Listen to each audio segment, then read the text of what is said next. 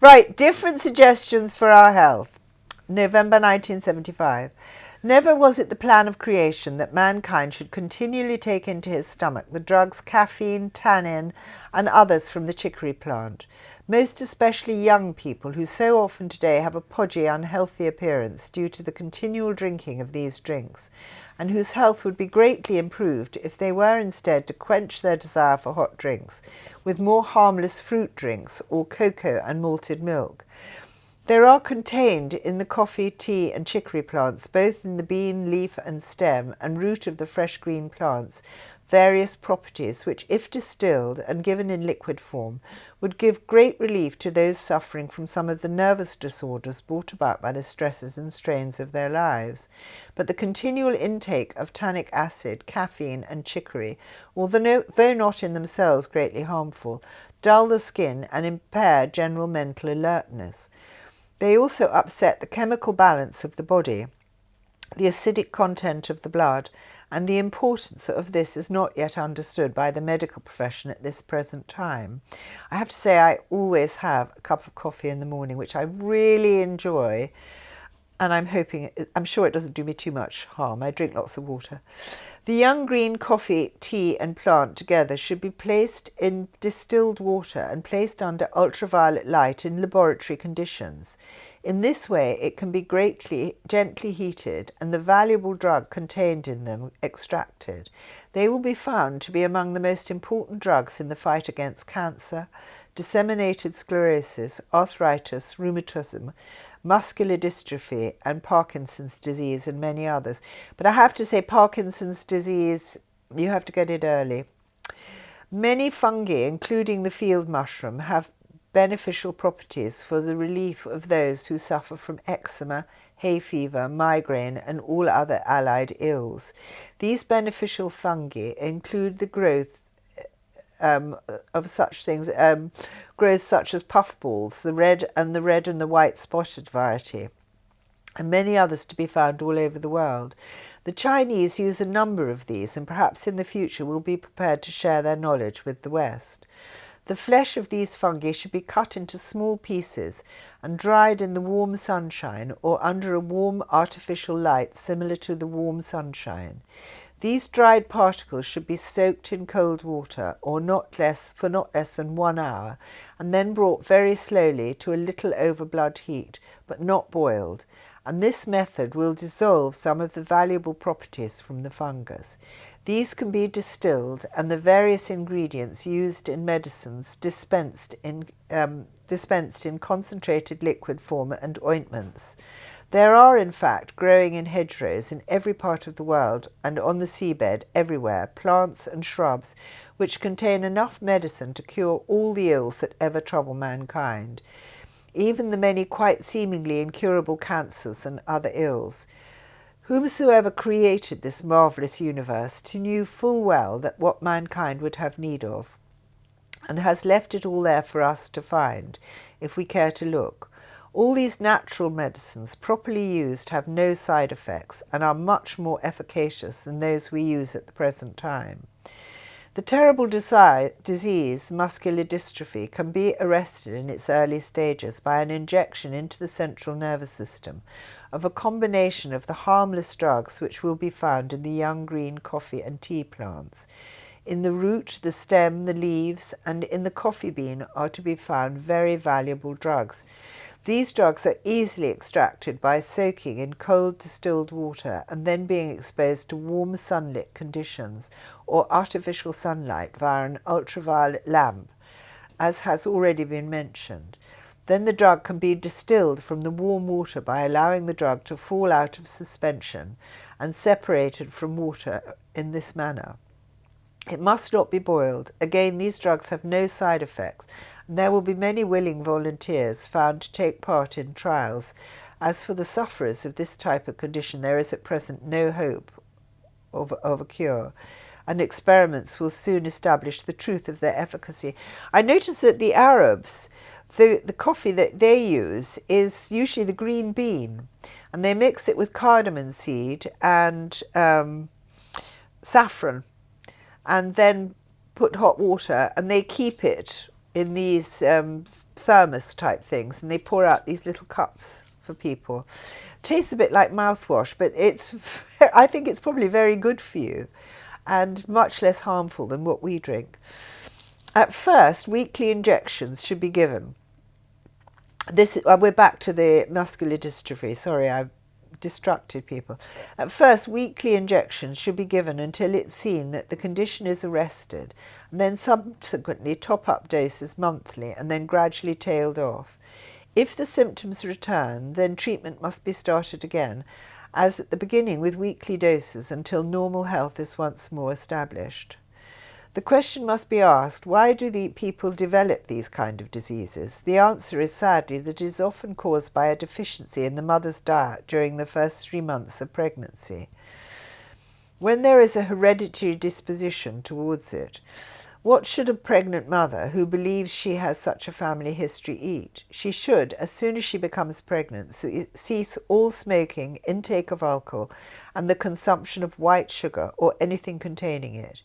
Ensure that she has sufficient of the B vitamins, dairy products, wheat husk, and have as healthy a life as possible to safeguard her unborn child.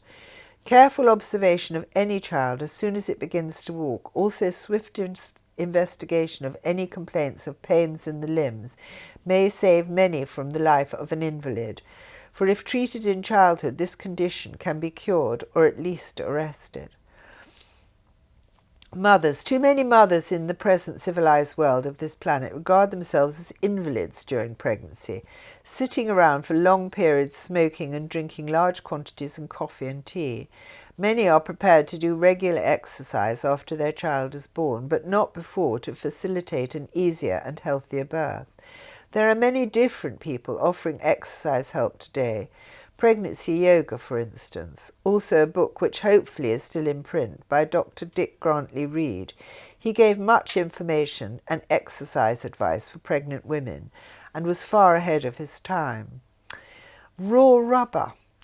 The raw rubber drawn from the cut bark of the tree in its almost raw state can be used as a means of closing a wound.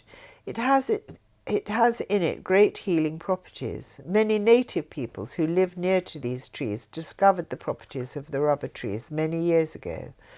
Raw rubber could be purified and sold in airtight tins and used to great advantage for the treatment of severe cuts after accidents. A piece of sufficient size, rolled between the hands and flattened like plasticine, the edges of the wound held together and the rubber smoothed over it after the skin is dried as much as possible, or it will not stick to the wet surface. It will be found that in addition to the healing properties already mentioned, the rubber also has considerable soothing properties and considerably reduces the pain caused by such deep wounds or cuts.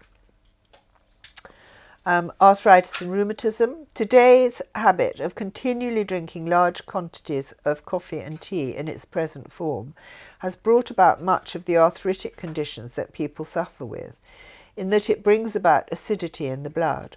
For people who are very susceptible to arthritis, eating at least 1 banana a day and not less than a pint of milk will go a long way to stabilize the body's chemistry. Other drinks, such as cocoa and malted milk taken instead, will not only arrest the development of these conditions, but may stop it altogether and help to prevent excessive weight build-up, prevalent in so many people today, not because they consume over-large quantities of fatty food, but because that the proper balance of acids in their bodies is always upset. Slaves. The iniquity of slavery has brought more... They don't seem to mention here about the fact that slavery has gone on since before Christ's time. And in this country we've been slaved very enthusiastically by the Vikings and the Romans. The iniquity of slavery has brought more evil into the world than the exploitation of unfortunate, lowly members of humanity. Very often this has been brought about more by their own kind than by others from more civilized parts of the world. Those who involve themselves in such things could have no idea what retribution, both spiritual and physical, they would earn for themselves. Those that persecute others must know what it is to endure a similar persecution. Only in this way can true horror of such wickedness be eventually understood by the perpetrators of it. This trade brought also into the civilized world the evil of refined white sugar, which quickly rots teeth, especially those of small children, and if eaten to excess disturbs the healthy balance of blood chemistry, a fact which is not properly understood by the medical profession. Even their knowledge has increased very considerably in recent years. Many of the investigations they need to make into chemistry of blood that promotes health are comparatively simple.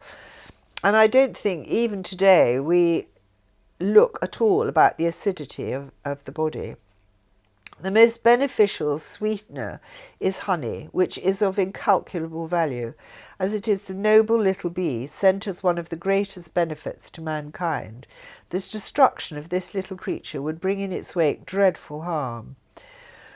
This terrible possibility is becoming more real every year as more farmers, especially in America, plant vast tracts of land with more haste than wisdom to reap the maximum profit in the shortest possible time, casting across the land great quantities of pest killers that destroy indiscriminately and have disastrous effects on insects, both harmful and harmless, and of vital benefit, such as the bee and many birds.